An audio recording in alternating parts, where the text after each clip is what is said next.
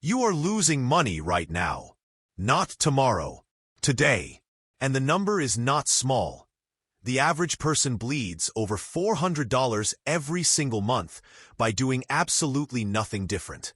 Close this video if that does not bother you, because what I am about to explain has been deliberately left out of every financial class, every bank brochure, and every conversation your advisor has ever had with you. In the last 12 years, wages in the United States grew by 4% on average. Inflation grew by 40%.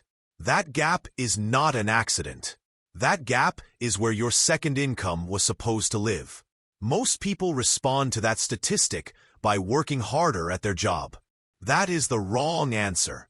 Working harder at one income source, when that source is already losing value, is like bailing water with a cup that has a hole in it.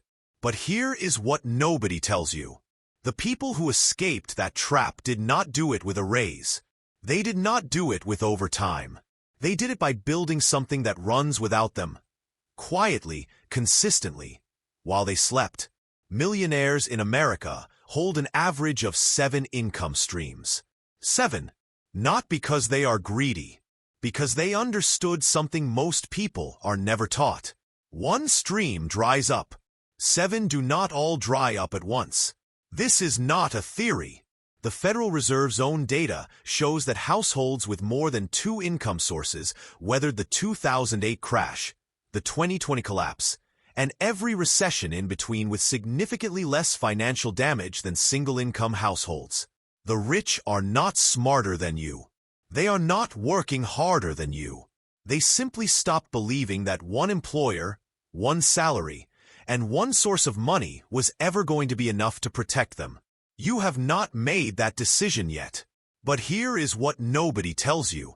Every day you delay building a second income is not a neutral day. It is a negative day. Compound growth works in both directions. The longer you wait, the more ground you have to recover. In 10 years, at a modest 8% return, $10,000 becomes over $21,000. In 20 years, it becomes over $46,000. The person who started 10 years before you is not twice as rich. They are more than 4 times as rich. That is the math you were never shown. Most people who hear this nod and say they will start next month. Next month becomes next year. Next year becomes a decade of lost compounding. And then they wonder, at 50 years old, why their savings look exactly the same as they did at 40. Here is the thing no one in finance will ever say to your face. You are not behind because the system failed you.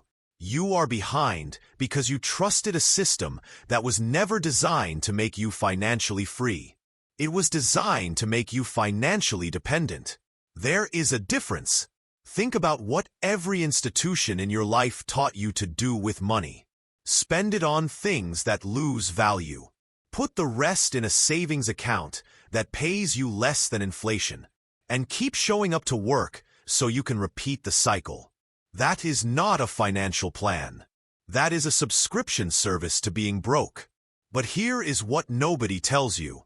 The exit door from that system has always been open. The wealthy have been using it for generations. The reason it looks closed to you is because no one around you ever walked through it.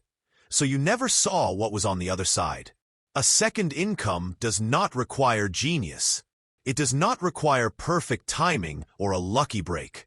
It requires one decision made with enough seriousness that you actually follow through. And most people are too scared to make that decision. That is the real barrier.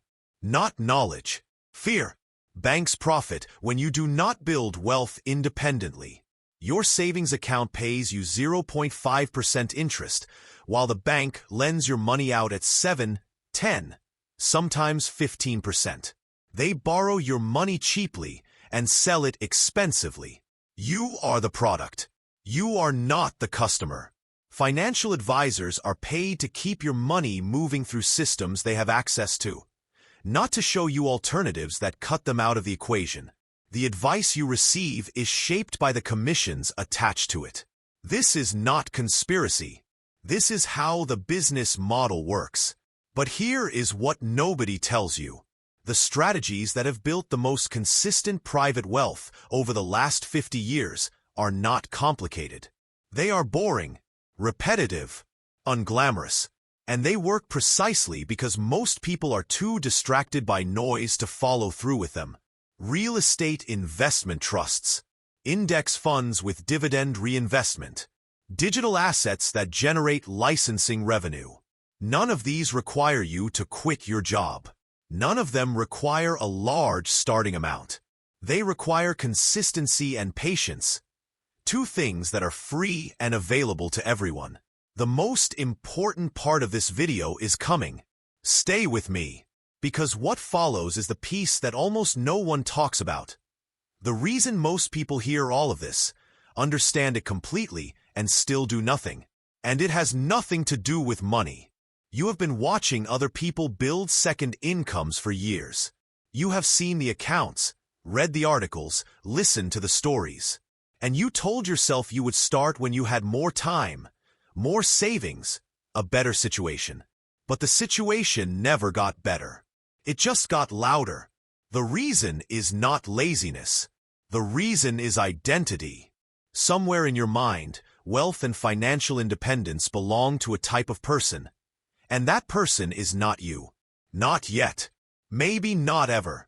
That belief is quiet. It runs underneath everything. And it costs more than any bad investment ever could.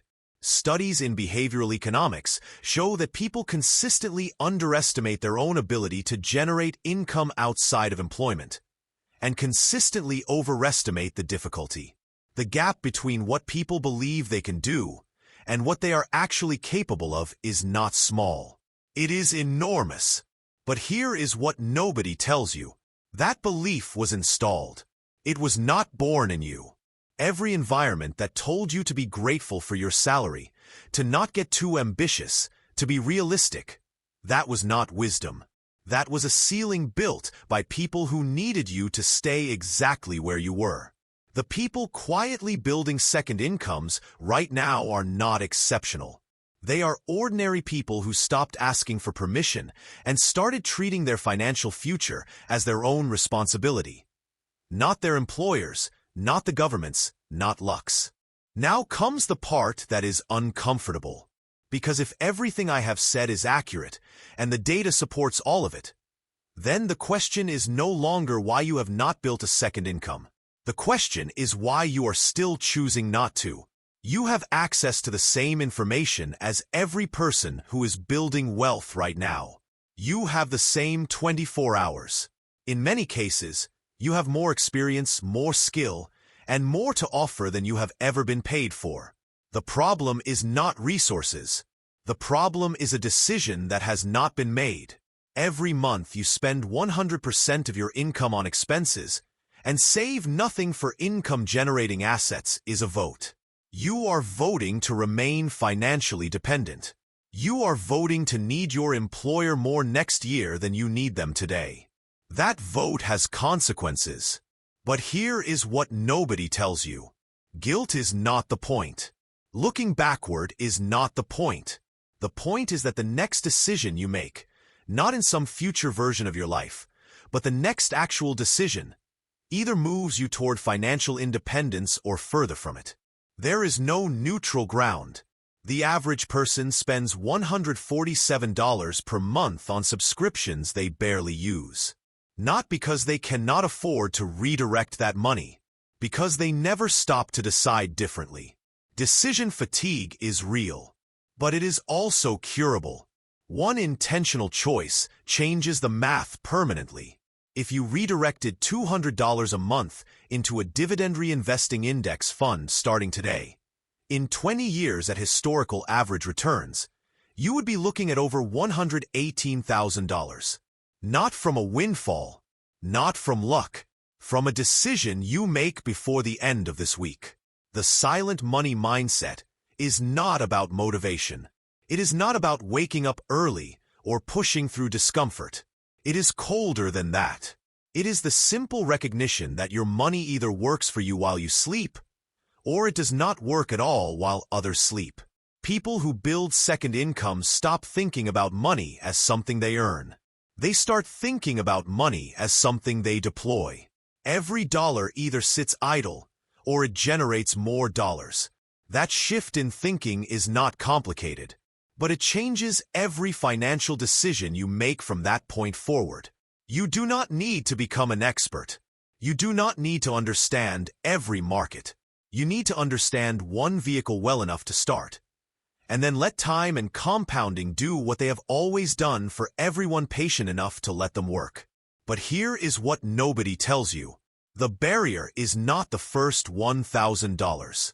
It is not the first investment. It is the moment after, when nothing dramatic happens immediately, and the undisciplined brain says this is not working and redirects the money back to consumption. That moment is where most people quit. The wealthy do not experience different emotions than you. They feel doubt. They feel uncertainty. The difference is that they built systems around their money so that the decision does not depend on how they feel on any given day. Automation. Consistency. Remove the emotion from the equation. Set an automatic transfer on the day your salary arrives, before you pay anything else, before the money becomes visible enough to spend. The first expense in your financial life should be the purchase of your own future income. Not rent, not food, your future income first. This is called paying yourself first. It is not a new concept. It has appeared in wealth literature for over 100 years. The reason most people have heard it and still do not do it is because it requires prioritizing a future version of yourself over a present version that wants something right now. But here is what nobody tells you. The present version of you that spends everything and saves nothing is not happier. Studies consistently show that beyond a basic threshold of comfort, spending more does not increase satisfaction. Building financial security does. You are not enjoying the money you are not saving. You are simply losing it quietly. Here is what changes when you have a second income. Not the money, at least not at first. The feeling changes. The low-level anxiety that follows most people through their adult lives. The fear of an unexpected bill, a job loss, a medical cost. That anxiety does not disappear, but it shrinks because you have options, and options change everything. Financial freedom is not a number in an account. It is the moment when your income no longer depends entirely on your continued physical presence at a specific location. That moment is further away than you think if you wait, and closer than you think if you start. The people building second incomes right now are not betting on the future. They are making quiet, consistent decisions in the present that remove risk from the future. They are not optimistic. They are methodical. And methodical beats optimistic every single time over a long enough timeline. But here is what nobody tells you. This is not about getting rich. It is about not being trapped. The goal is not a yacht. The goal is a Tuesday morning where you wake up and nothing about your financial life is terrifying. That goal is achievable. It is not being achieved by most people, and the gap is always a decision. The final piece is this. There is no perfect moment to start. There is no version of your life where the circumstances align so completely that beginning feels easy. The beginning always feels premature. The people who build second incomes began before they were ready, with less than they wanted, knowing less than they needed. They began anyway. Right now, somewhere, someone with the same income as you, the same expenses, the same obligations, is quietly building something that will run without them.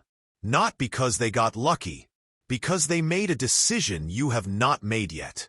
The question this video asked at the start was whether you are too scared. That question has an answer now, and only you know what it is. The money you do not invest today does not stay safe. It loses value. Every day. Quietly. Without announcement. The economy does not pause while you decide.